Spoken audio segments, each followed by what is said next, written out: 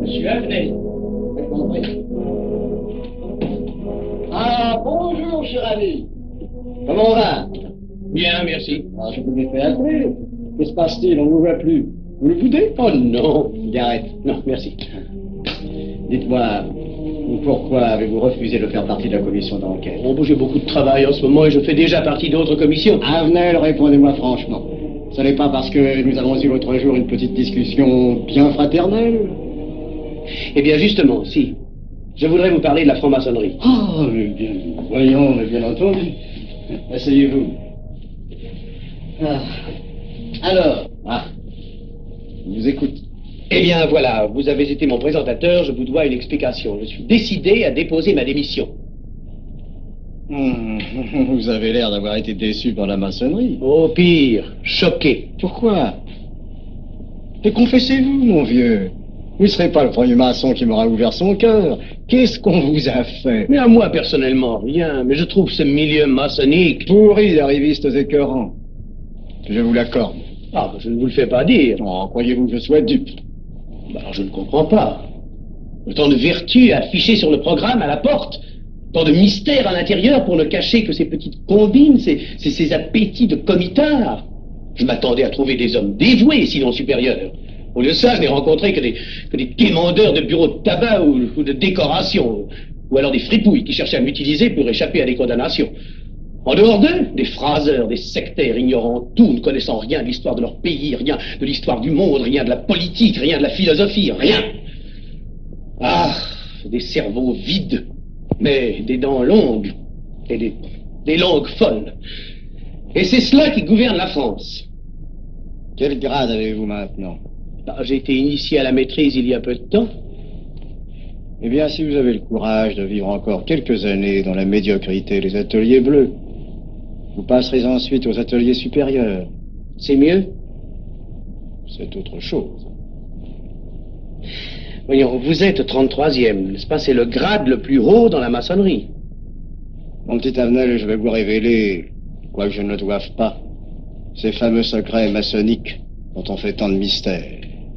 En maçonnerie, on cache tout aux petites gens. En bas, vous ne savez rien. En haut, vous commencez à voir un peu plus clair dans le jeu mondial. Moi-même, je ne suis pas totalement éclairé sur les intentions des dirigeants de notre ordre. Et quand je dis dirigeants, je me trompe. Il n'y a pas de chef chez nous. Il n'y a que des exécutants. Je suis un pion sur un échiquier, j'accomplis une fonction. Je reçois des messages. J'obéis. Je transmets. J'agis. Mais qui dirige? Personne. C'est beaucoup plus compliqué et simple en même temps qu'on ne pense. Qu'est-ce que la maçonnerie? Des groupes d'hommes qui se sont réunis aux quatre coins de l'univers pour enserrer le monde dans un réseau aux mailles infranchissables. Nous sommes 50 000 en France, 500 000 en Angleterre, 3 millions en Amérique, c'est peu. Mais c'est énorme, parce que nous formons un bloc uni d'une seule volonté. Nous rayonnons partout, nous commandons partout. Ici, 300 parlementaires sont francs-maçons. En Angleterre, le roi fait partie de notre ordre. Aux États-Unis, le président est 32e. Il n'y a pas un pays où nous n'ayons nos appuis secrets, nos hommes, nos banques, nos groupes dévoués. Et ceci n'est rien. Je ne vous montre là de la maçonnerie que la puissance physique. Il y a peut-être autre chose. Mais quoi? Une doctrine supérieure. Une antique expérience des forces du monde qui nous permet de pousser les peuples tantôt vers la vie, tantôt vers la mort, quand il le faut. La mort? Je croyais la maçonnerie attachée à la paix. À une certaine paix. Notre paix. Sinon,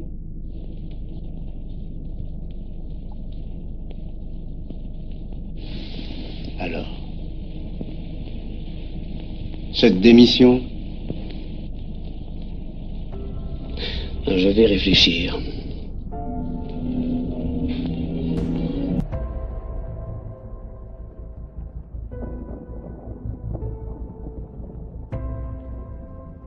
La Fabian Society, créée en 1884, est un mouvement radical basé à Londres dans le but de renverser l'ordre existant et d'établir un gouvernement socialiste mondial contrôlé par ses dirigeants et par les intérêts financiers qui leur sont associés. Londres était déjà à l'époque le centre du capitalisme libéral, lui-même étant déjà subversif. La principale organisation radicale de promotion du socialisme en Angleterre était la First International, l'aile gauche socialo-communiste, anarchiste de groupes et syndicats, créée en 1864 par Karl Marx. Les doctrines de Marx n'étaient initialement disponibles qu'en français et en allemand. Par conséquent, elles n'ont eu que peu d'impact sur le public britannique. C'est son disciple Henry Hyndman qui fut le premier à vulgariser les enseignements de Marx et d'autres socialistes allemands en anglais. Hyndman a également été le fondateur en 1881 de la Fédération social-démocrate. Le rôle de Marx était d'utiliser les travailleurs comme des idiots utiles et des outils aveugles qu'il espérait pouvoir manipuler. Pour poursuivre leur conspiration au nom de la classe ouvrière, ils ont dû cultiver et façonner toutes sortes d'utopies communistes et socialistes. Marx espérait exploiter la jalousie du prolétariat pour imposer un enfer sur terre dans lequel la peur, la souffrance, la terreur et la trahison régnaient en maître. Dès le début, le mythe de Marx était imprégné d'occultisme. Son père, Herschel A. Levy Marx, un juge de la Cour suprême ayant des liens avec les Rothschild, s'était converti de manière opportuniste au christianisme en 1816. Quel était le mauvais sentiment, étant donné que le père de Herschel était un grand rabbin célèbre à Cologne?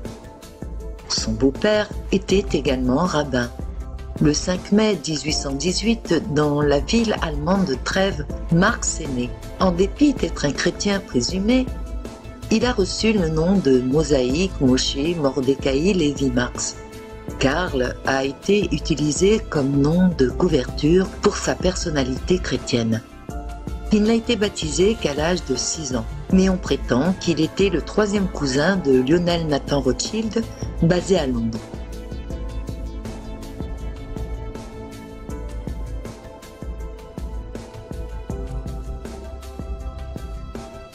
Puis, par pure coïncidence, le jeune Marx est allé dans une école jésuite en même temps qu'il est allé dans une école talmudique où il a appris que les Juifs doivent gouverner le monde. Bernard Lazare, un fonctionnaire et publiciste bien connu dans le judaïsme, a confirmé que Marx avait été profondément affecté par le talmudisme. Voici ce qu'il écrira dans ses poèmes. C'est art que Dieu ne veut ni ne veut. Il saute au cerveau du brume noir de l'enfer, jusqu'à ce que le cœur soit ensorcelé, jusqu'à ce que les sens reviennent. Avec Satan, j'ai conclu mon marché. Avec dédain, je jetterai mon gant à la face du monde, et je verrai l'effondrement de ce géant pygmée dont la chute n'étouffera pas mon ardeur. Alors je pourrai marcher triomphalement comme un dieu à travers les ruines de leur royaume. Chacune de mes paroles est feu et action. Ma poitrine est égale à celle du Créateur. Les membres de la Fabian Society sont ses adeptes inconditionnels et qu'en ce sens, son communisme fut un moyen pour détourner et de couper les âmes humaines de la source, afin de les envoyer directement dans l'abîme. C'est bien en cela qu'ils sont si dangereux. Le but étant de détruire la spiritualité pour la remplacer par l'athéisme, qui est la religion de la science, d'effacer l'histoire pour ensuite détruire l'identité, la culture et de remplacer l'amour par la haine.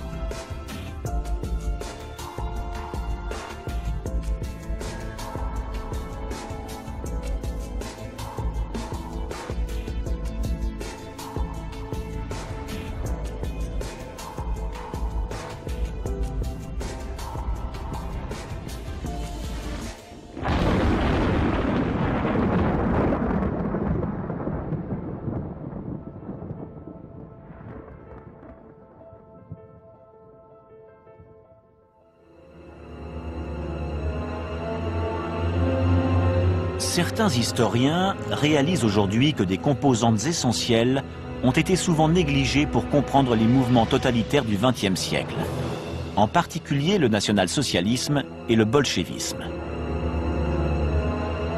L'une de ces composantes est sans doute la tentative d'inventer des alternatives aux religions traditionnelles et au concept du sacré en tant qu'opium des peuples.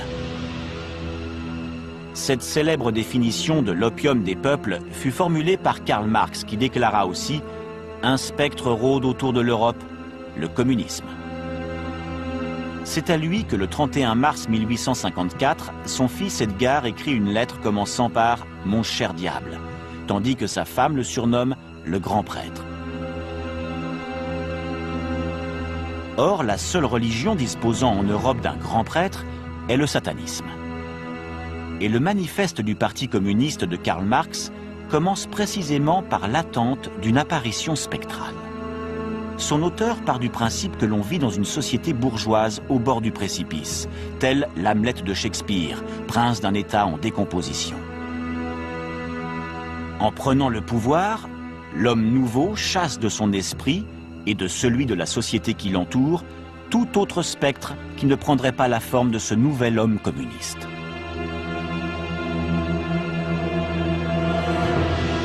La Révolution remporte un franc succès là où Marx s'y attend le moins, c'est-à-dire en Russie en 1917. Pour Lénine, père de cette révolution, l'homme nouveau communiste et marxiste doit condamner la religion. Dès lors, les images sacrées traditionnelles sont ridiculisées et détruites, ainsi que les églises. Paradoxalement, Lénine s'approprie les normes potentielles symboliques de la religion. Il connaît le pouvoir de la transcendance et du sacré. Voilà pourquoi nous allons parler de religion, de transcendance et de mystère. Nous allons parler de magiciens comme Raspoutine, du culte de Lénine vivant et de celui de Lénine mort, de son mausolée où repose sa dépouille et tout près de son cerveau analysé par les scientifiques. Nous parlerons du déchaînement de la violence anti-religieuse, d'une science fantasmagorique qui prétend pouvoir vaincre la mort, du mythe de Staline remplaçant celui de Lénine et de l'occultisme pratiqué y compris dans les différents communismes de Cuba, de Roumanie, de Corée et du Cambodge.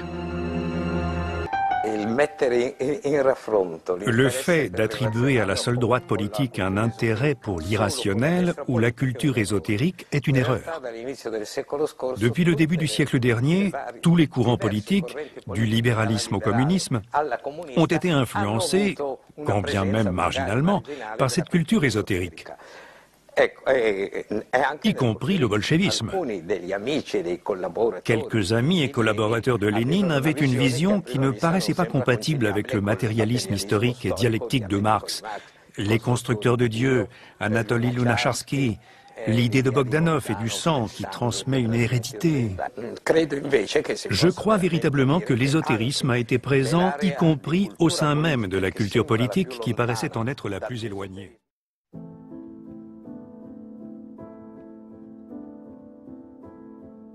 Une partie d'entre eux ont influencé et influencent encore notre civilisation qui est loin d'être négligeable.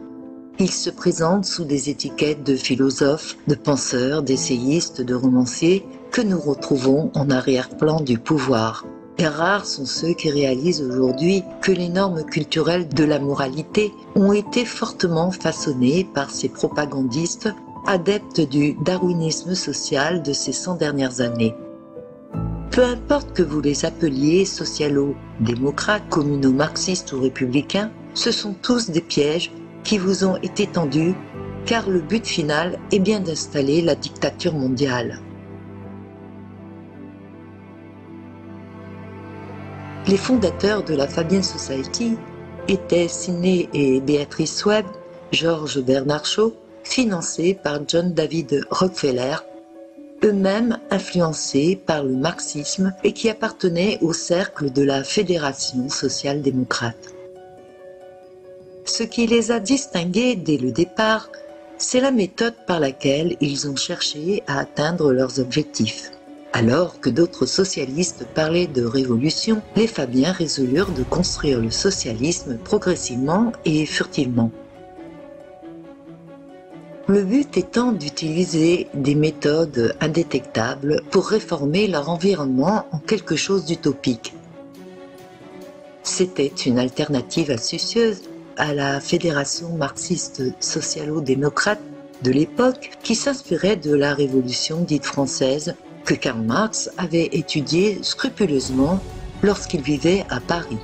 Le plan fabien était totalement différent, même si la résultante devait rester la même. C'était de se servir des isoloirs et de la démocratie représentative comme instrument de changement. Ils infiltreront les institutions et pourront, comme des termites, les dévorer de l'intérieur. Ils occuperont ainsi des postes dans des établissements d'enseignement. Ils prendront des positions stratégiques dans le système judiciaire et gouvernemental. Ils prêcheront l'évangile fabien à des étudiants vulnérables qui n'avaient pas la sagesse pour savoir ce qui leur était imposé. L'école qu'ils créeront en 1895, l'économie de sciences politiques de Londres, appelée plus communément la LSE, produira 55 chefs d'État ou de gouvernement anciens et actuels et 18 lauréats du prix Nobel économique de paix et de littérature. De toutes les universités européennes, la LSE a formé le plus de milliardaires selon un recensement mondial en 2014.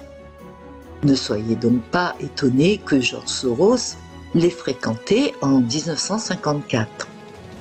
Ce sont des milliers de fonctionnaires et les futurs présidents sur toute la planète qui seront formés à leur idéologie. Ils changeront ainsi l'issue des affaires judiciaires en recourant à la réinterprétation juridique et à des légendes sémantiques déterminées à un résultat souhaité par les juges fabiens.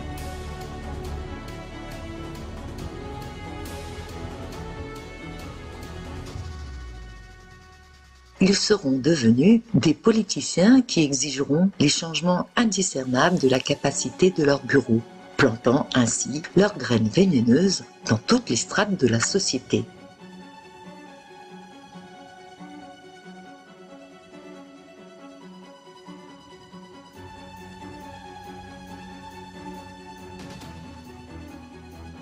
À sa création, la ruse habile de feindre la respectabilité tout en subvertissant la société à des fins révolutionnaires a eu un succès phénoménal. Cela leur a donné une entrée facile dans les gouvernements, les banques, les bourses et les universités pluridisciplinaires. La politique de tromperie leur a permis d'avoir leur gâteau et de le manger aussi, alors que les autres extrémistes avec des politiques plus violentes étaient exclus des relations sociales ordinaires.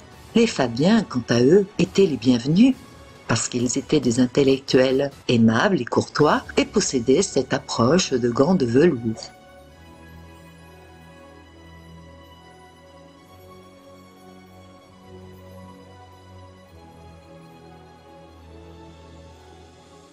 Mais sous leur rhétorique apparemment compatissante, les fondateurs de la Fabian Society étaient et sont, en réalité, snobs, élitistes et nourrissaient un mépris farouche pour les plus pauvres des pauvres. Ils étaient tous des fervents racistes, obsédés à soumettre l'humanité au nettoyage ethnique.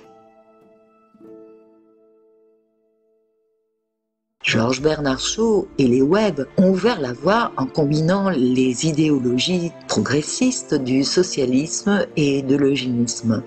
Ils ont ainsi fourni aux autres protagonistes génocidaires, comme H.G. Wells et la famille Huxley, la justification intellectuelle de la politique eugénique qui a conduit au scandale des générations volées et de multiples génocides à travers la planète.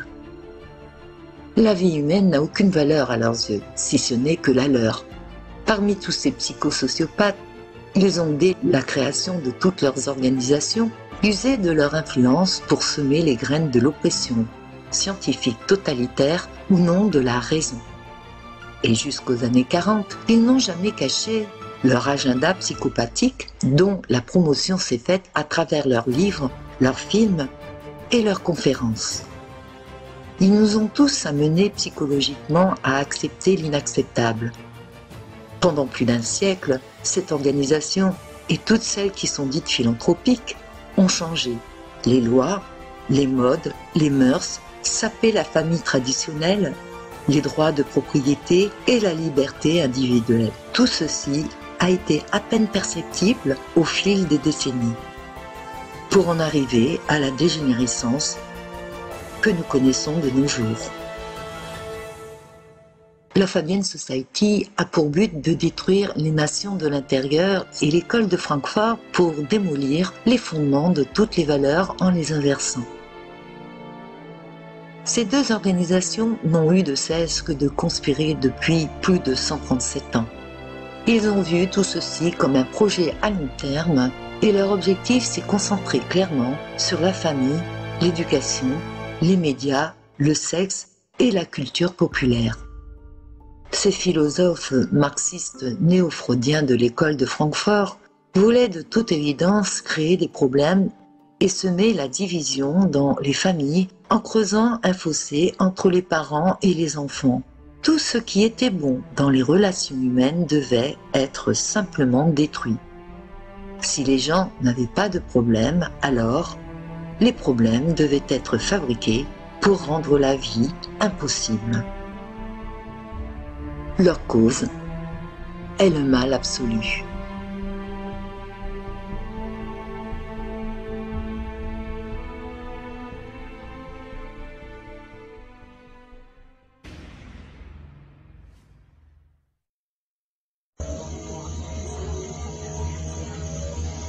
Entre 1946 et 1953, des scientifiques éminents de diverses disciplines se rencontrent au Beekman Hotel à New York, à l'invitation de la fondation Joshua Macy. Parmi eux se trouvent Norbert Wiener, Margaret Mead, Gregory Bateson, Kurt Lewin et John von Neumann.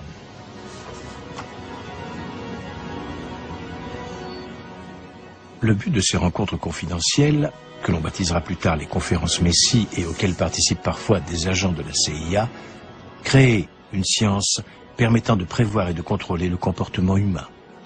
En ces temps de guerre froide, les États-Unis ont un besoin urgent de cette arme pour avoir l'avantage sur le nouveau champ de bataille du subconscient.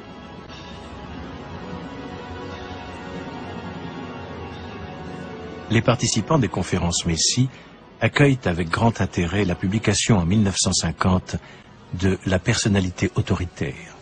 Il s'agit d'une étude collective de l'Institut international de recherche sociale, une annexe de l'Institut de recherche sociale de Francfort, dont les figures majeures sont Max Horkheimer et Theodor Adorno.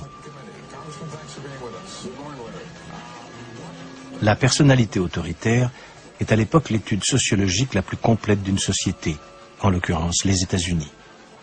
Elle entreprend de fournir une explication scientifique aux préjugés religieux et raciaux. Les milliers d'entretiens récoltés forment une gigantesque base de données qui est exploitée par les ordinateurs les plus modernes et doit expliquer comment le comportement autoritaire peut devenir un phénomène de masse.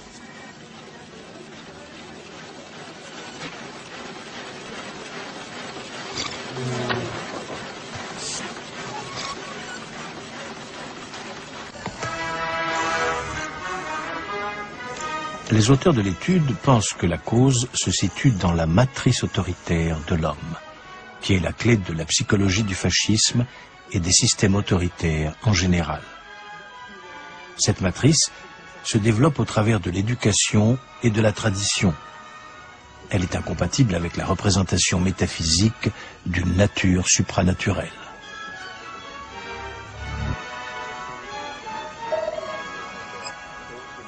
Objectif de la personnalité autoritaire, cerner l'individu potentiellement réceptif au fascisme et au racisme, spécialement envers les Juifs. À cet effet, les sociologues mettent au point une échelle qui doit mesurer le potentiel fasciste de l'individu, baptisée échelle F. Les tendances cachées de la personnalité doivent être mises à jour grâce aux techniques psychologiques les plus sophistiquées, comme celle du psychologue américain Henry Murray, l'un des pères des tests de recrutement actuels.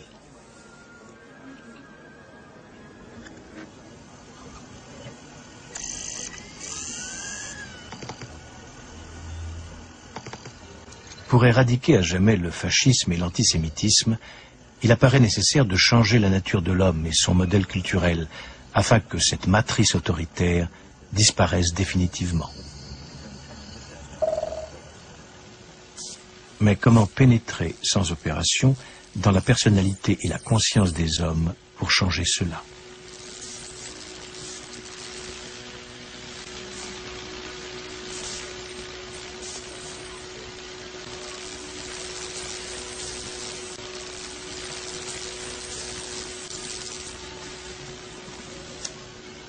D'après le psychologue gestaltiste Kurt Lewin, l'un des participants aux conférences Messie, il convient d'abord de détruire les anciens équilibres et valeurs pour rendre les relations fluides.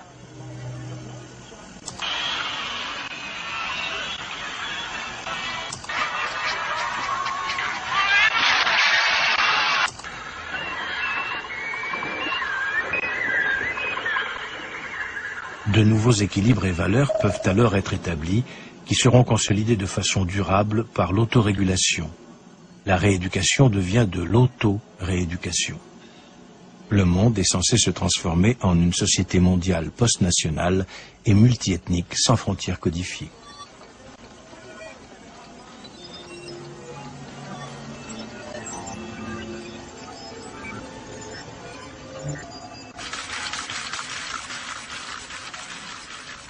Les participants des conférences Messie pensent pouvoir fournir les outils et les plans de construction nécessaires à l'avènement de ce nouvel ordre mondial.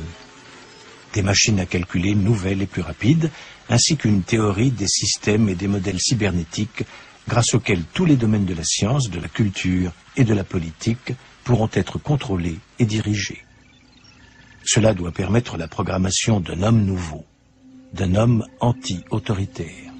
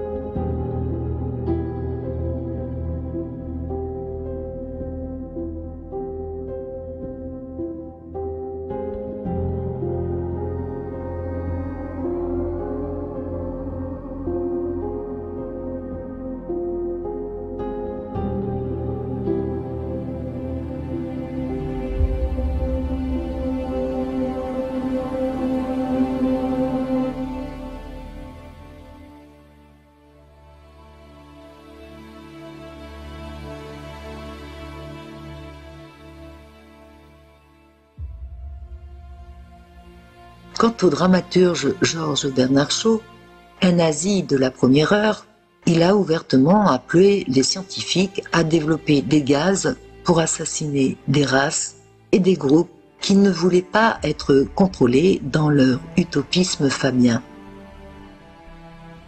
Plus tard, I.G. Farben répondra à ces souhaits en développant l'une de leurs armes chimiques, le pesticide Zyklon B. L'histoire vous cache qu'I.G. Farben rachètera Bayer en 1925, puis sera officiellement démantelé en 1945 pour réapparaître sous une autre appellation, Farben Fabriken, Bayer AG, et récemment, ce groupe qui détient les laboratoires pharmaceutiques vient de racheter Monsanto. Les pires criminels de guerre de l'Allemagne nazie, après avoir été libérés, ont occupé des postes de direction dans le monopole chimique I.G. Farben. Ils sont retournés à des postes élevés chez Bayer, BASF, les banques et d'autres postes de pouvoir. Ils sont restés imperturbables, non traumatisés par le procès de Nuremberg. Condamnés à 7 ans de prison, ils n'en feront que 3. C'est sans compter sur tous ceux qui ont échappé aux condamnations en étant récupérés lors de l'opération Paperclay. Ils ont pu continuer leurs expériences inhumaines sous de faux noms.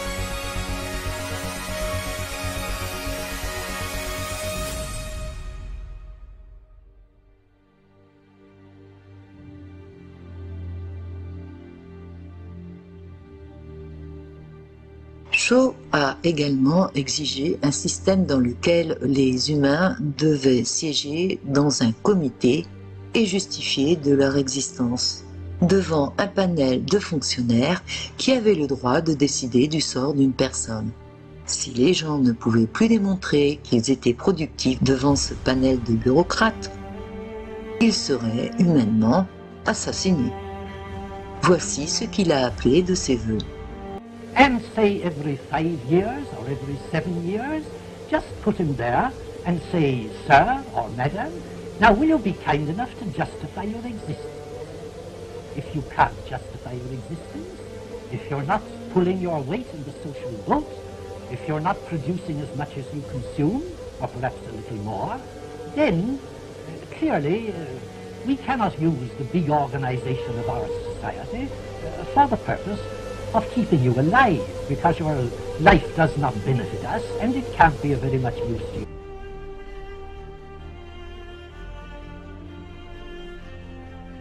Il a également décidé de poursuivre la politique de Sidney Webb et de sa femme Béatrice, c'est-à-dire l'infiltration des idées socialistes dans les partis politiques existants sur toute la planète, à commencer par les États-Unis.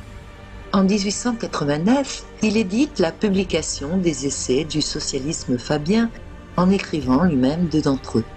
Il écrit que la nécessité d'un changement progressif doit être évidente pour tout le monde.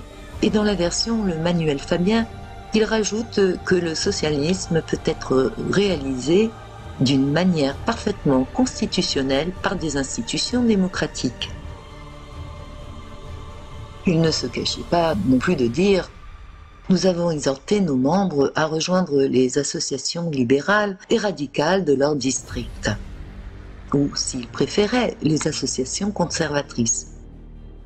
Nous avons pénétré les organisations des partis et nous avons tiré les ficelles sur lesquelles nous pouvions mettre la main avec la plus grande habileté et nous avons si bien réussi qu'en 1888, nous avons acquis le solide avantage d'une majorité progressiste pleine d'idées qui ne serait jamais venue à leur tête si les Fabiens ne les y avaient pas mis.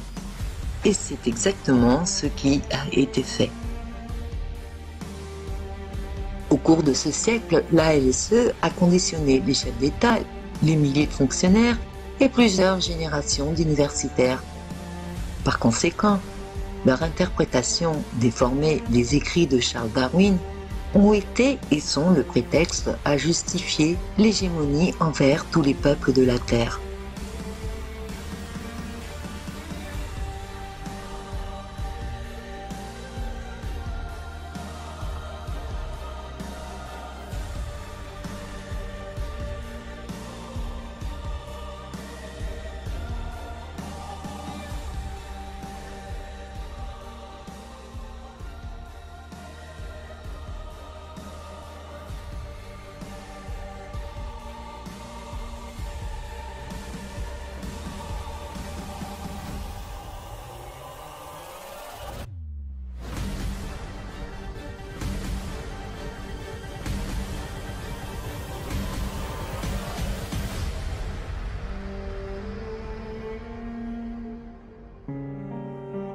George Orwell, de son vrai nom Eric Blair, a fait ses études à Eton College, un centre d'éducation Illuminati.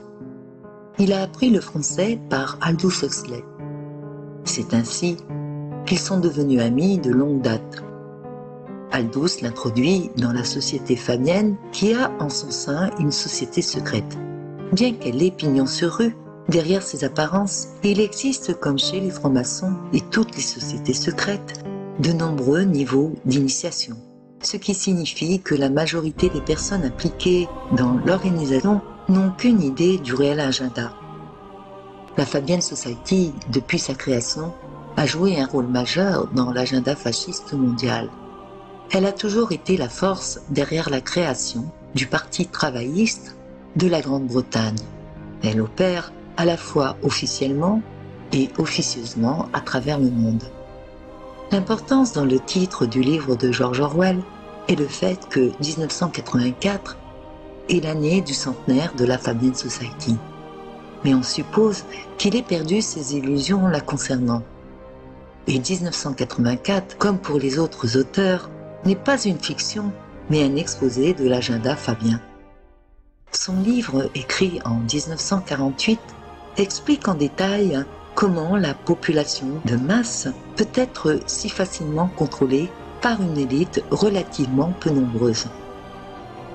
Cela expliquerait les raisons pour lesquelles la Fabian Society est détentrice des droits d'auteur de son livre jusqu'en 2025. Orwell appelle la dissonance cognitive la double pensée. C'est exactement ainsi que la majorité de l'humanité est restée en servitude pendant des milliers d'années. La plupart des gens se battent pour protéger le système de croyances, rejetant les informations qu'ils contestent sans enquêter sérieusement. Comment ne pas se poser la question légitime sur l'identité de Tony Blair, qui lui-même étant membre de la Fabian Society, et lorsqu'il était Premier ministre, a mis en place un nombre incroyable de caméras de vidéosurveillance, dont le total s'élèvera à plus de 4 millions, plus que dans le reste de l'Europe réunie. Et il passera également un nombre de lois réduisant les libertés des Anglais. Cette référence à Big Brother de l'État totalitaire de 1984 de alias George Orwell pourrait faire penser que Tony Blair serait l'un de ses descendants, ou bien alors son nom de guerre pris dans sa loge.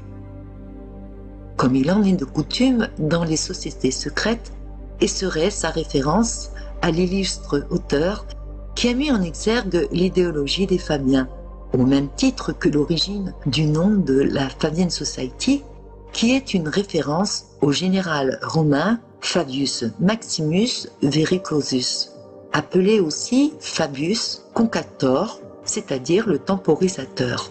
Il a vaincu ses ennemis en les épuisant sur une longue période, en évitant les batailles, et c'est exactement ainsi que l'agenda mondialiste a été planifié.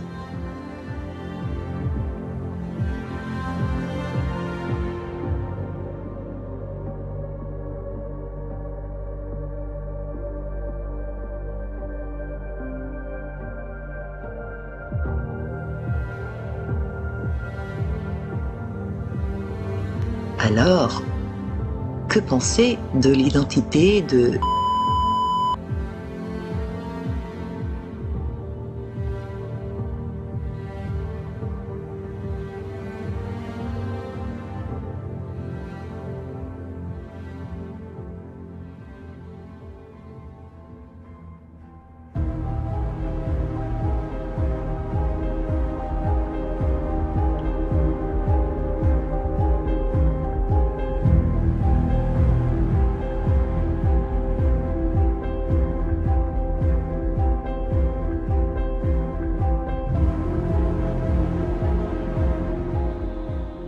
L'expression « le darwinisme social » fut inventée par le journaliste et anarchiste Émile Gautier en 1880, mais elle décrit une position bien plus antérieure développée par l'ingénieur, sociologue et philosophe Herbert Spencer.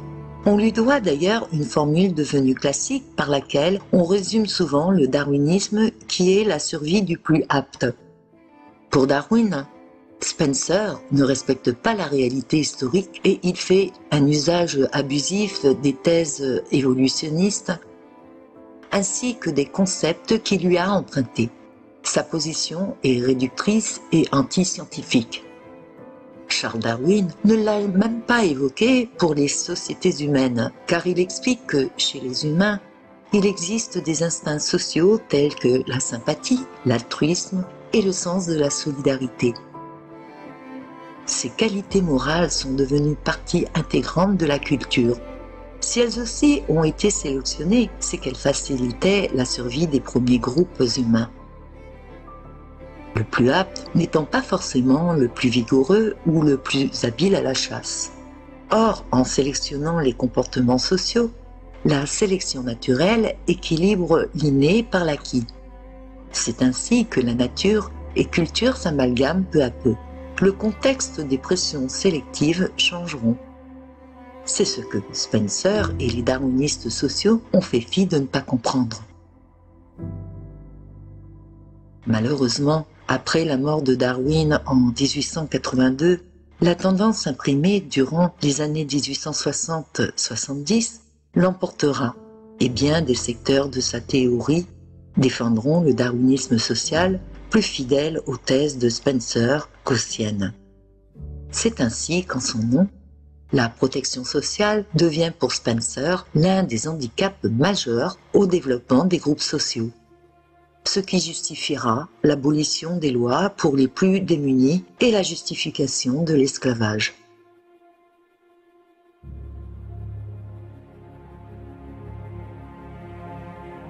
En 1883, le cousin de Charles Darwin, Francis Galton, invente le mot l'eugénisme et John David Rockefeller investira beaucoup d'argent dans ce programme de dépopulation. Il a été repris comme un programme d'action politique par Léonard, le fils de Darwin. Ce qui était une description deviendra pour ces élites dénuées d'empathie une prescription et une doctrine afin de justifier les pires crimes envers l'humanité, puisqu'il en résultera la fusion entre le darwinisme social et l'eugénisme pour arriver au transhumanisme.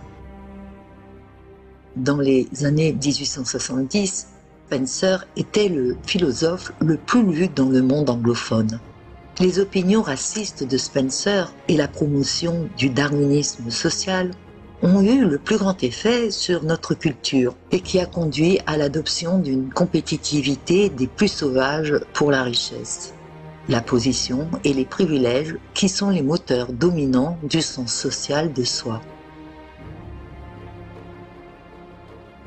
Dans la famille Huxley, demandait le grand-père, Thomas Henry Huxley, qui a également ouvert la voie en étant l'un des premiers à classer la race humaine en 4 catégories raciales: européenne, mongole, noire et australienne. Chaque catégorie a été décomposée en sous-catégories et classée selon divers attributs, dont l'intelligence. La sélection naturelle a été utilisée pour expliquer les raisons pour lesquelles la race européenne était supérieure. Huxley a également introduit la révolution darwinienne dans toutes les institutions religieuses pour lesquelles il a développé le terme antireligieux agnostique. Dans ce contexte, il a affirmé que tous les êtres humains descendent des singes et que l'humanité n'est en réalité rien d'autre. Il publiera la place de l'homme dans la nature. Son intention sera toujours de ramener l'homme au niveau d'un singe et sera également la clé pour éteindre l'optimisme dans la culture qui avait émergé de la Révolution américaine. Cette attaque sera la plus efficace et la plus directe contre le concept selon lequel l'humanité est fondamentalement distincte des animaux. L'idée qu'elle puisse descendre biologiquement d'un primate, comme le noyau de son identité, l'a tellement façonnée qu'elle est en totale opposition avec le concept de l'espèce humaine qui se distingue des animaux. Ce qui est désormais presque impossible pour qu'elle sache qu'elle ait une identité autre que celle d'une créature, semblable à un singe, entraînée instinctivement. Pour crédibiliser leur mensonge, les eugénistes fabriqueront leur chaînon manquant avec le crâne d'un être humain et la mâchoire d'un orang-outan, qui sera appelé l'homme de Piltdown. Le canular sera découvert en 1953.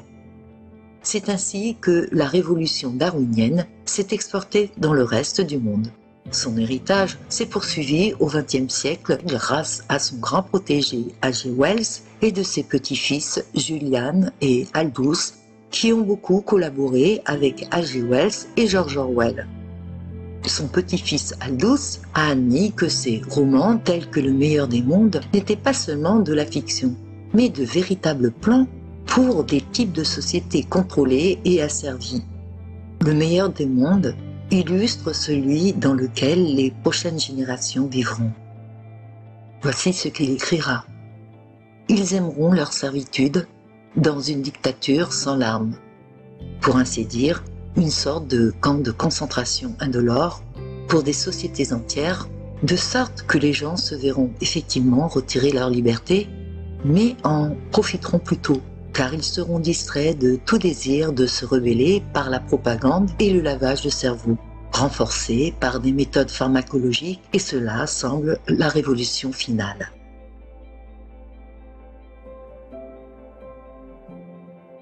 Aldous Huxley était l'une des seules personnalités à détailler les émergences qui règnent invariablement sur une population de consommateurs à faible revenu, où les gens pensent qu'ils sont toujours heureux, obtiennent toujours ce qu'ils veulent et ne veulent jamais ce qu'ils ne peuvent pas avoir.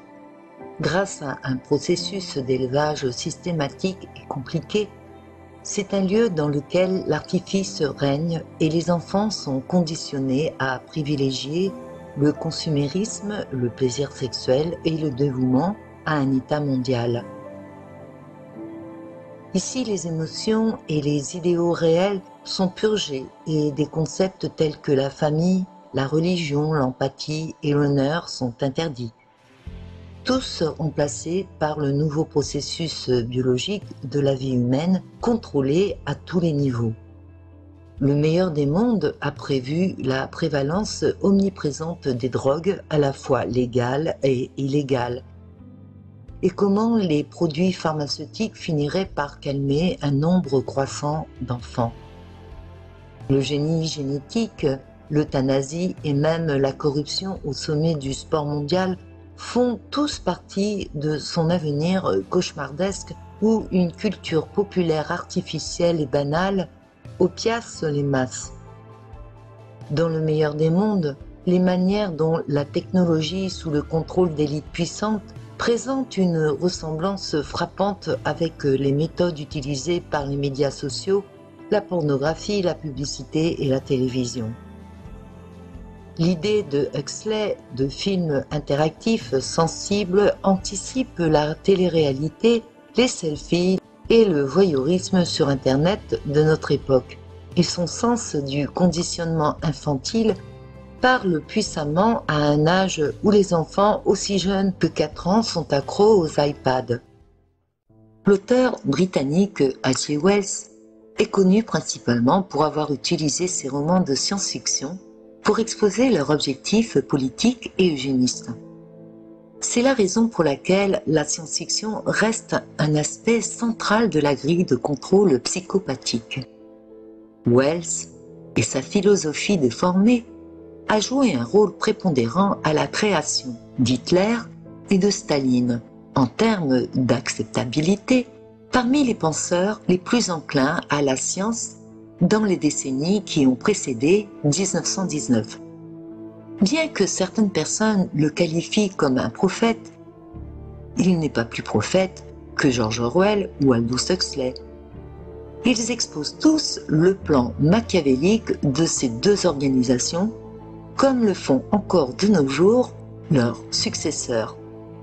Dans son livre « La destruction libératrice » paru en 1914, raconte l'histoire d'une guerre généralisée aboutissant à un État mondial constitué en 10 blocs. C'est dans ce livre que l'on trouve pour la première fois l'expression « le nouvel ordre mondial ». Par la suite, il a récidivé en publiant un livre en 1940 au titre sans équivoque « Le nouvel ordre mondial ». Wells, comme vous l'aurez compris, se place sur le terrain politique basé sur l'idéologie génocidaire et eugénique de la Fabian Society. Il déclarera « Cette conspiration ouverte selon lui n'est pas un projet visant à renverser les gouvernements existants par des attaques insurrectionnelles. Il ne veut pas les détruire, ni en altérer les formes. Il faut les rendre négligeables en remplaçant leurs fonctions. C'est bien ce que fait l'Union européenne. Il n'y a aucun secret à ce sujet. Alors, comment les Fabiens ont-ils réussi à cacher ça? Nous sommes tous censés croire que le socialisme, dans son essence même, est antipathique au capitalisme. Cette croyance s'effondre depuis quelques années et de nos jours, c'est une évidence. Il écrira en 1920 que les grandes entreprises ne sont aucunement antipathiques au communisme, car plus les entreprises grandissent, plus elles se rapprochent du collectivisme. C'est la voix supérieure de l'élite qui prime au lieu de la voix des masses qui s'appauvrissent et qui subissent. Il écrira « Les nouveaux républicains constitueront une franc-maçonnerie informelle et ouverte. De toutes sortes de manières, ils influenceront et contrôleront l'appareil des gouvernements aux sensibles. Nous pouvons tisser un système mondial d'activité monétaire et économique alors que les politiciens, les diplomates et les soldats sont encore trop occupés avec leurs anciennes et bouffonneries habituelles pour réaliser ce que nous faisons. » Wells a préconisé non seulement le meurtre, mais aussi la stérilisation et le contrôle des naissances comme un moyen efficace de débarrasser la Terre des races et des peuples inférieurs qui sont des mangeurs inutiles. Et l'État doit éduquer les gens et contrôler leur esprit pour le servir docilement. Il croyait que l'évolution opérant d'elle-même n'était pas progressiste, mais devait être dirigée par l'élite instruite et intelligente. Il était fermement opposé à ce que les chrétiens soient autorisés à enseigner Dieu et leurs enfants à la tolérance religieuse. Pour toutes ces raisons, il a activement travaillé à l'établissement du programme d'eugéniste. Ses œuvres ne seront pas de simples divertissements ou théoriques. Ce sont des travaux futuristes qui devront entraîner l'asservissement de la société. Comme il le souligne dans son livre « Le nouvel ordre mondial », vers la fin de sa vie, Wells a plus ou moins fait défection et a essayé d'avertir le monde, mais il était trop tard. Ces livres destinés à avertir la personne ordinaire ont été pour la plupart détruits et indisponibles jusqu'à récemment. À un moment donné, il a eu une relation intime avec Margaret Sanger, qui partageait la même idéologie mortifère. Elle fondera en 1916 le planning familial pour le contrôle des naissances. Et à partir de là, il sera rapidement développé en un mouvement qui deviendra mondial. Les eugénistes sont divisés en deux camps, le positif et le négatif. Le camp positif croit qu'il faut encourager ceux qui ont une génétique supérieure à la fois à avoir plus d'enfants que ceux qui ont une génétique inférieure. Et le camp négatif croit qu'il faut empêcher ceux dont la génétique est inférieure à avoir des enfants. Elle se situait dans le second camp. Ils en sont tous venus à croire que le domaine de la génétique était la clé de tous les traits et comportements humains. Elle était convaincue que la génétique des gens pauvres les rendait incapables de se développer en membres utiles de la race humaine. En permettant aux pauvres de se reproduire, elle croyait qu'ils allaient submerger l'élite privilégiée par leur nombre. Son programme et celui de ses associés étaient donc la stérilisation des handicapés, déficients mentaux et physiques, des épileptiques et des populations noires. C'est ainsi qu'ils ont réussi à convaincre plus de 30 États américains pour la stérilisation obligatoire, qui ont adopté des lois autorisant les agences à stériliser de force celles considérées comme inaptes à procréer, et qui se pérennisera jusqu'à nos jours dans un silence total des mainstream dont on sait à qui ils appartiennent. Elle écrira « La chose la plus miséricordieuse que la grande famille fasse à l'un de ses membres en bas âge, c'est de le tuer. Ou aucune femme n'aura le droit légal d'avoir un enfant, et aucun homme n'aura le droit de devenir père sans autorisation parentale. » Tout au long de sa vie, Margaret Sanger a soutenu que les pauvres et les handicapés étaient des sous-humains. Stériliser les pauvres était l'une de ses obsessions. Dans l'un de ses discours en 1932, elle expliquera que la paix exigeait que les gens appliquent une politique sévère et rigide de stérilisation et de ségrégation à cette catégorie de population dont la descendance est déjà contaminée et dont l'héritage est tel que des traits répréhensibles peuvent être transmis à la progéniture. En 1926, elle a accepté une invitation à prendre la parole au sein du Ku Klux Klan, dans sa branche féminine. Cette organisation franc-maçonne dont le grand pontife était Albert Pike, celui qui avait déjà programmé les 3 guerres mondiales et diverses révolutions à venir sur toute la planète, pour la prise de contrôle de l'humanité par cette minorité amorale. Les racistes l'ont acclamé. Par la suite, ils seront autorisés à écrire dans son journal, la Revue pour le contrôle des naissances, et invités à l'aider à diriger son organisation. N'étant pas naïve, elle comprenait les implications pratiques que ses opinions sur la pauvreté et les traits raciaux indignes auraient sur les minorités. Lorsqu'elle a cherché à accroître l'engagement envers le contrôle des naissances dans les communautés pauvres par le biais de son projet noir, Sanger craignait leur réaction qui pourrait logiquement en tirer des conclusions, étant donné les effets de sa quête pour empêcher les plus démunis d'avoir des familles. En 1939, elle écrit une lettre à son collègue eugéniste, le Dr Clarence Gamble, l'héritier de la fortune Procter & Gamble, exposant ses objectifs pour la gestion des relations publiques. Voici ce qu'elle écrit. Le travail de ministre est également important et il devrait également être formé, peut-être par la Fédération quant à nos idéaux et au but que nous espérons atteindre. Nous ne voulons pas que l'on entende dire que nous voulons exterminer la population noire. Et le ministre est l'homme qui rectifiera cette idée, si jamais elle se présente à l'un de leurs membres les plus rebelles. Quelque temps plus tard, il en résultera la légalisation de la stérilisation forcée. Margaret Stanger et le planning familial étaient pleinement conscients que les minorités étaient fortement représentées dans les catégories de personnes qu'elle appelait le déchet humain et erreur raciale.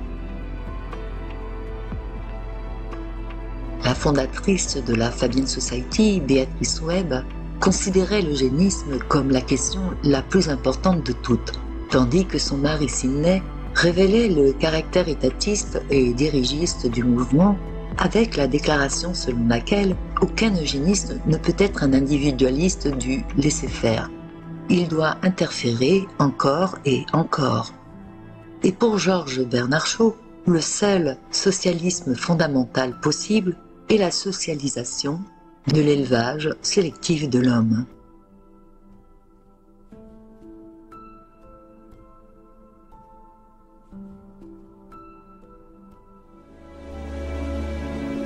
La Riviera, c'est là où j'ai été conçu. Rien à voir avec la Riviera en France. La voiture fabriquée à Détroit. On disait qu'un enfant conçu dans l'amour avait une plus grande chance d'être heureux. C'est une chose que l'on ne dit plus. Je ne comprendrai jamais ce qui a poussé ma mère à placer sa confiance dans les mains de Dieu plutôt que dans celles de son généticien local. 10 doigts, 10 orteils, c'est tout ce qui importait autrefois. Plus maintenant. Le jour où je suis né, alors que je n'étais âgé que de quelques secondes, le moment exact et la cause de ma mort étaient déjà connus.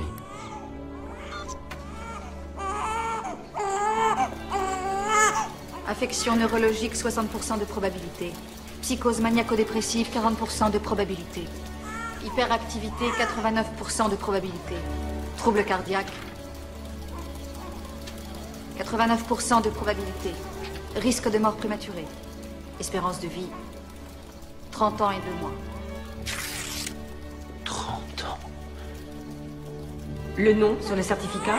Anton. Non, Vincent Anton. Oui, c'est un joli nom. Je sais qu'il fera quelque chose. Tu feras quelque chose. Pourquoi investirais ton temps d'argent pour m'entraîner, alors qu'il y a un millier de candidats avec un bien meilleur profil? Peu importait le nombre de mensonges dans mon CV, mon véritable CV était dans mes cellules. Un légitime dépistage de drogue peut tout aussi bien se transformer en un coup d'œil illégitime sur votre avenir dans la compagnie.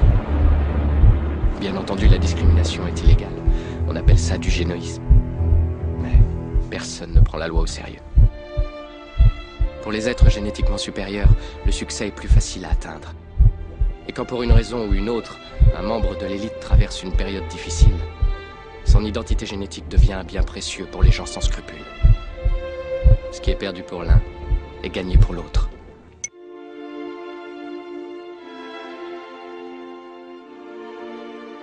Qu'est-ce que je vous avais dit? Vous vous ressemblez tellement que je vais doubler mes honoraires. J'ai envie d'être là-haut. Qu'est-ce qu'il y a là-haut? C'est ce que je veux découvrir, Jérôme. Appelle-moi Eugène. Si tu dois être Jérôme, il faut que tu commences à t'y habituer. Il semble que vous ayez tous les dons qu'il vous accorde et plus encore. Je n'ai toujours eu que la 2e place. Alors toi, comment peux-tu espérer réussir?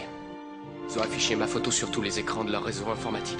Il était gardien ici il y a quelques années avant de disparaître dans la nature. Ils vont me reconnaître. Ils ne vont pas te reconnaître. Je sais qu'ils vont me reconnaître. Moi, je ne te reconnais pas du tout.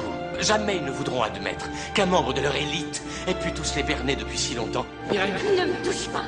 Je ne sais même pas qui tu es. Quand ils te regardent, ce n'est plus toi qu'ils voient, ils ne voient que moi. C'est seulement une question de temps, monsieur. Seulement une question de temps. Tu es Jérôme Moreau, navigateur première classe. Je ne suis pas Jérôme Moreau. Il est encore temps de faire marche arrière.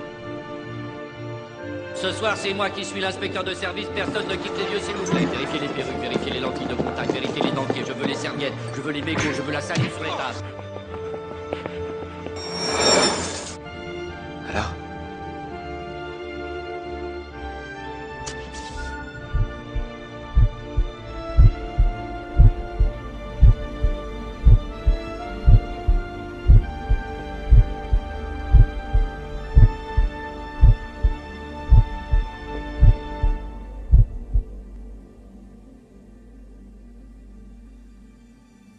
Dans la famille Huxley, demandez l'autre petit-fils, Julian Huxley, le frère d'Aldous, qui fut vice-président de l'Eugenic Society britannique de 1937 à 1944. Et en 1946, il fut également le directeur général de l'ONU pour l'éducation, la science et de la culture à l'UNESCO.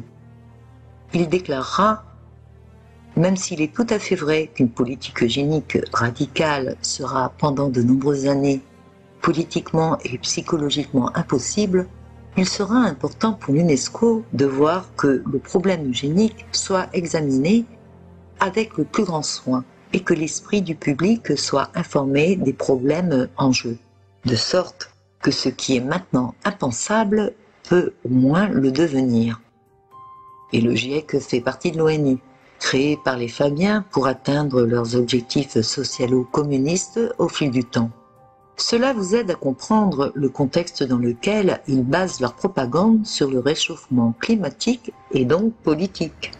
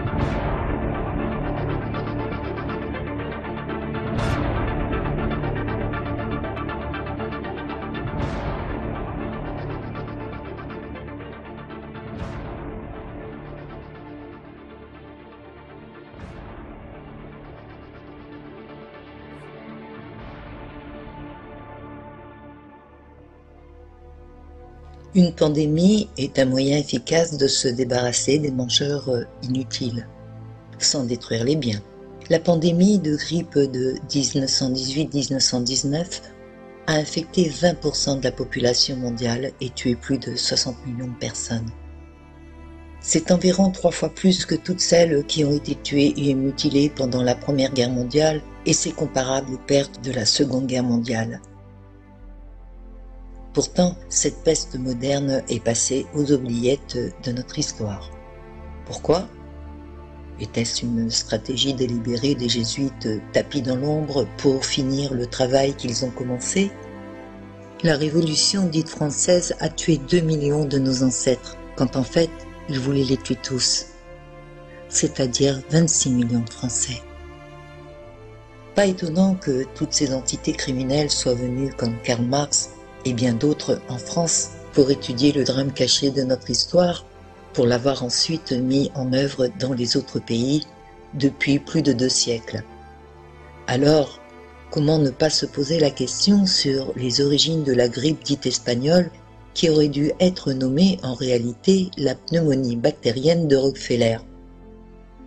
Étonnamment, dans l'histoire dramatique de nos ancêtres, nous retrouvons un autre Goethe, Frédéric Goetz, qui apparaît dans l'histoire tragique de l'après-Grande Guerre. Membre de la Fabian Society, il a étudié à l'université de Yale. celle-ci ayant sa société secrète strictement célèbre, le Skull and Bones, étant un lien direct avec le nazisme. Il n'y a aucune affirmation qu'il ait pu en être membre. C'est une sacrée coïncidence que son nom soit aussi porté par Bill et aussi associé à la famille Rockefeller comme Frederick Gates l'était, et qui partagent la même idéologie génocidaire. Le père de Bill, William Henry Gates Sr., banquier et avocat de premier plan, était également profondément impliqué, siégeant au conseil d'administration de Margaret Sanger, le planning familial ou parentalité planifiée, promouvant la législation sur l'avortement, qui est aujourd'hui une usine d'avortement et de vente de matériel extrait de fœtus avortés, avec en arrière-plan des pratiques douteuses, scandaleuses de trafic.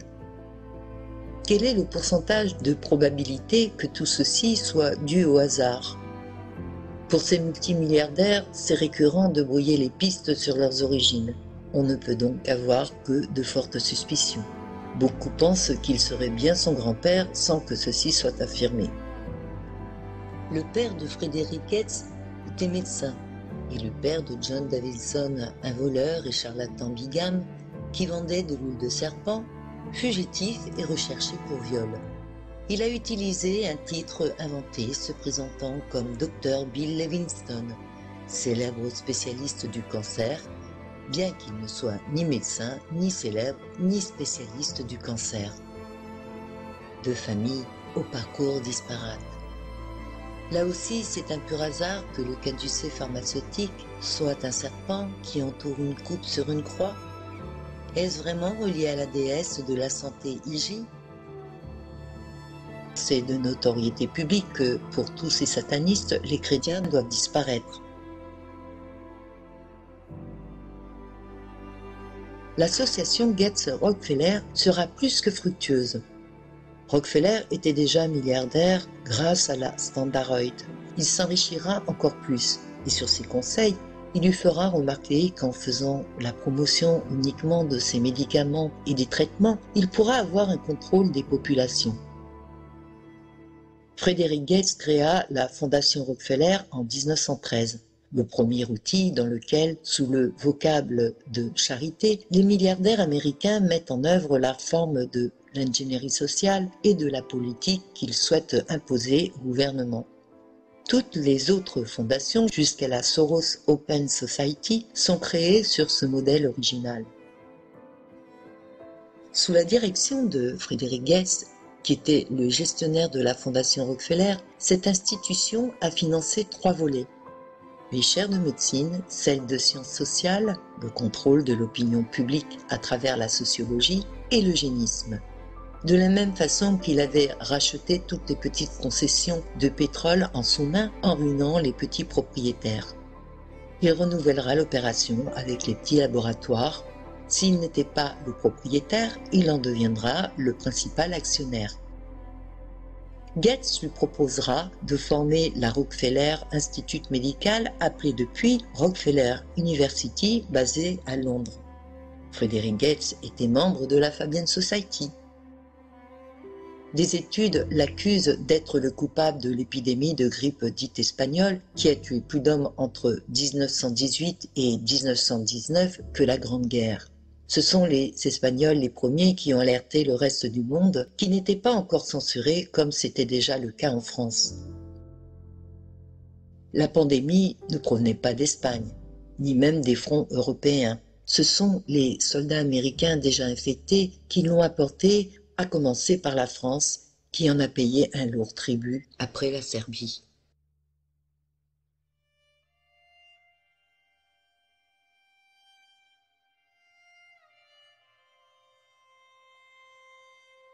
Les autopsies de morts exhumés ont montré qu'ils n'ont pas été tués par le virus de la grippe, mais par une infection pulmonaire bactérienne, à streptocoque. Et la Fondation Rockefeller et les Britanniques ont largement distribué un certain nombre de vaccins totalement expérimentaux et qui ont été conçus et fabriqués grossièrement. Les premiers cas de grippe dite espagnole a été détecté à Fort Riley au Kansas en 1918. La Fondation Rockefeller a administré l'injection promue par Frédéric Gates à 4700 soldats. Frédéric Gates lui-même le rapporte. Reçu le 20 juillet 1918. À Fort Riley, la maladie s'est manifestée immédiatement, le même jour que la 3e injection, et sous forme explosive. Un précédent très sinistre, qui rappelle notre triste actualité.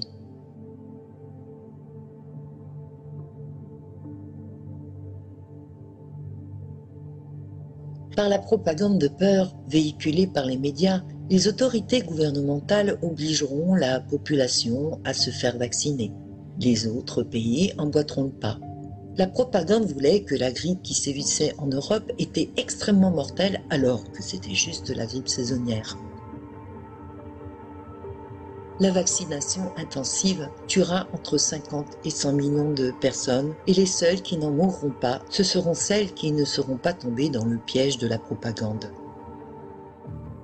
Les victimes principales avaient moins de 40 ans.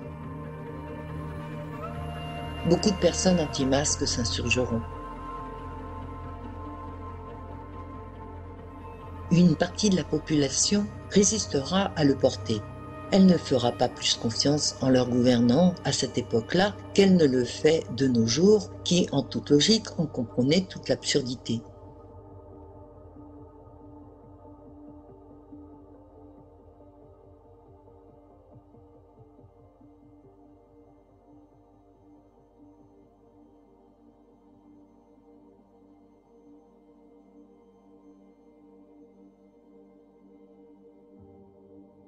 Woodrow Wilson était le premier président des USA et membre fabien entre 1914 et 1924. Déjà à l'époque, ces entités élitistes se dispensaient d'emporter, comme c'est le cas de nos jours. Toute cette mascarade génocidaire sera dénoncée en 1948 par Heinrich Müller, l'ancien chef de la Gestapo, qui avouera à son interlocuteur de la CIA que le fléau le plus dévastateur de l'histoire de l'humanité était une création de l'homme. Il a déclaré que la fausse grippe était une arme de guerre bactériologique de l'armée américaine, destinée à éradiquer la population mondiale.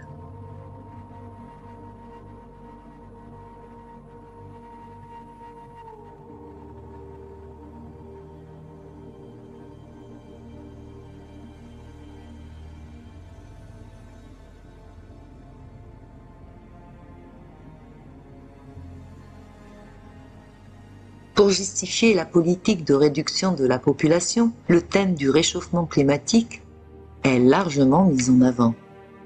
L'affirmation selon laquelle le dioxyde de carbone produit par l'homme ferait griller la Terre, ferait fondre les calottes glaciaires et détruira la vie humaine est absurde. Le CO2 est absorbé par les océans, fait prospérer les arbres qui, en contrepartie, fabriquent l'oxygène dont nous avons besoin pour vivre.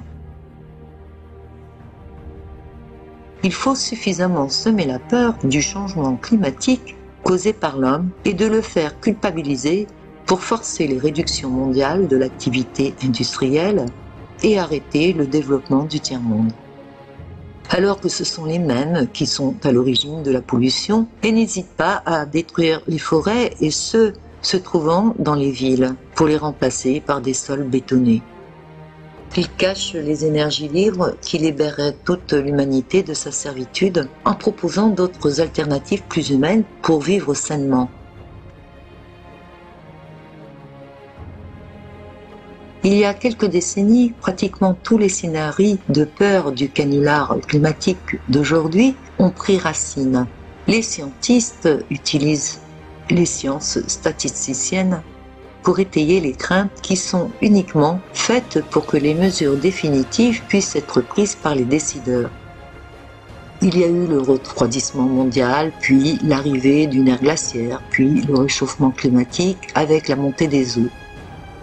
Encore une absurdité que chacun d'entre vous pouvait reproduire en mettant un glaçon dans l'eau qui, en fondant, ne fera pas bouger le niveau de l'eau. Celle-ci changera simplement d'état.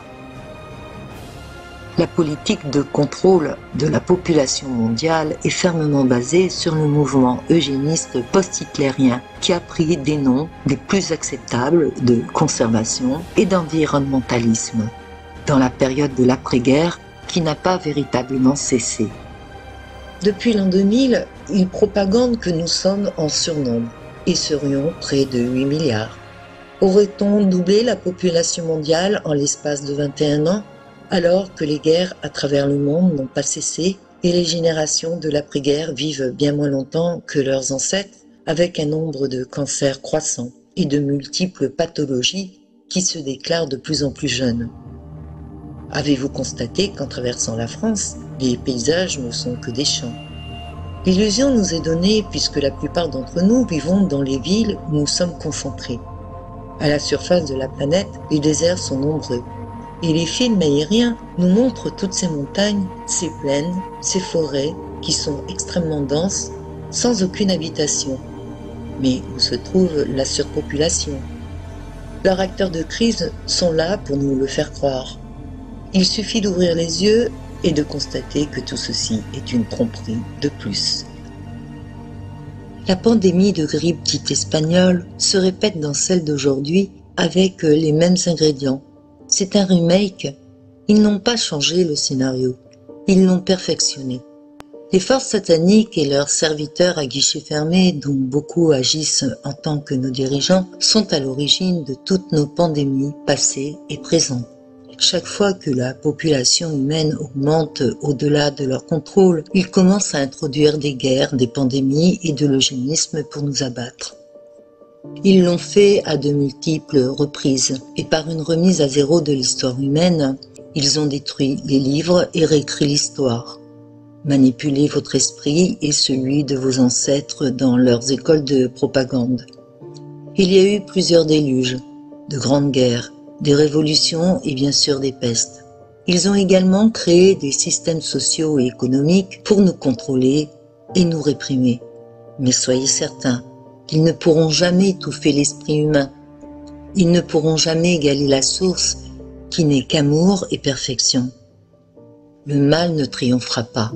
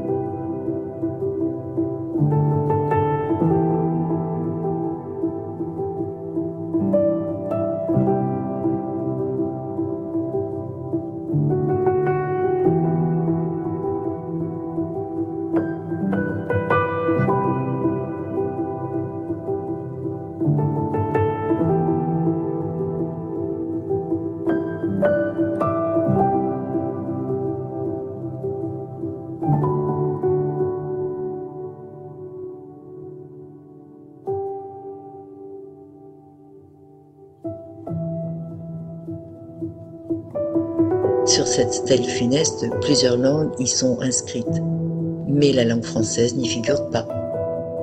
La France est-elle dans leur programme de disparition totale ?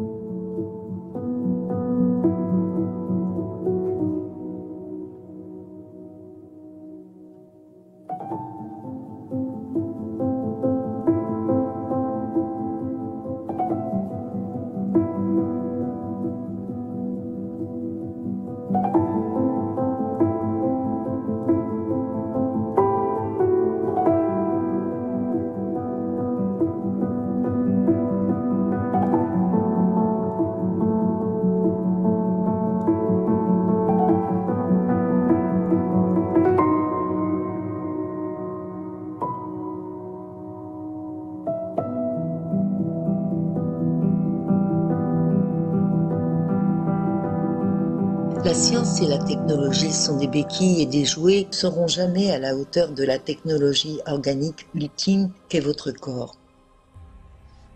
Bien sûr, nos corps ont été empoisonnés et abrutis, mais nous pouvons encore faire des choses incroyables, une fois pleinement éveillés, qui effaceront le besoin de toute leur technologie. Votre corps s'autorégule, il n'a pas besoin de recevoir des injections ni de traitements artificiels aux effets secondaires incalculables.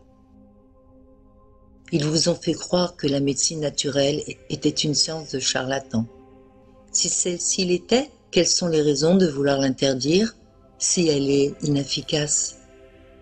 Dans ce monde aux valeurs totalement inversées, qui allez-vous croire? La vérité se trouve tout autour de vous. Il suffit d'observer la nature et la manière dont vivent et se soignent les animaux sauvages. C'est une très belle leçon de vie. Les injections sont des poisons et peuvent vous endommager irrémédiablement, voire vous couper de votre source divine. Les masques sont malsains et dégradants, comme nous l'avons vu dans la première partie de ce film. C'est un signe d'esclavage et de soumission qui perdurera si vous consentez à l'être et conditionnera le futur de vos enfants. La distanciation sociale est destinée à vous diviser et vous conquérir. Le but de ces parasites est de vous rendre pauvres, parce que les pauvres n'ont aucun pouvoir. La pauvreté, la peur et l'ignorance sont leurs clés sur notre planète, qu'ils ont rendus malades, comme la plupart d'entre nous le sommes. Vous êtes tous des êtres souverains. Vous n'avez aucunement besoin d'eux pour exister. Sans votre consentement, ils ne peuvent rien faire. Reprenez-leur votre pouvoir. Et surtout, cherchez la connaissance qui vous rendra libre. C'est la meilleure arme que vous pourrez avoir pour les contrer. Ils n'attendent que votre violence pour vous faire tomber dans leur piège en vous provoquant et vous envoyer dans l'abîme. Les humains doivent s'unir plus que jamais pour vaincre toute la perversité qui les anime.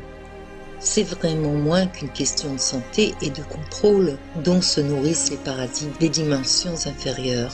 Ce n'est que lorsque nous nous reconnecterons collectivement à notre moi que nous battrons et échapperons à ce cauchemar pandémique récurrent et de leur matrice artificielle. Nous ne les nourrirons plus. Sans votre peur, ils n'ont aucun pouvoir.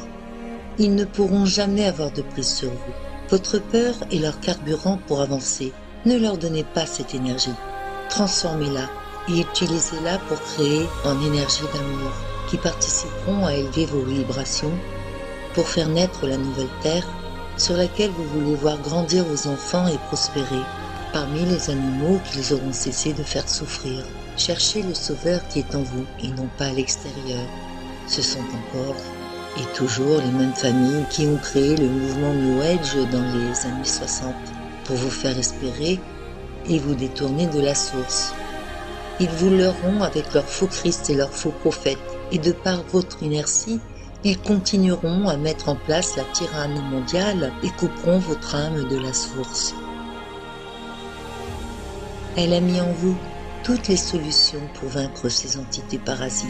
Soyez le chemin rayonnant pour vos enfants. Nous, les êtres humains, sommes la force de dire non et de ne plus consentir à ce jeu de dupes où l'humanité reste toujours perdante. Soyons unis, l'unité fait notre force. Nous sommes tous l'étincelle de la divine source.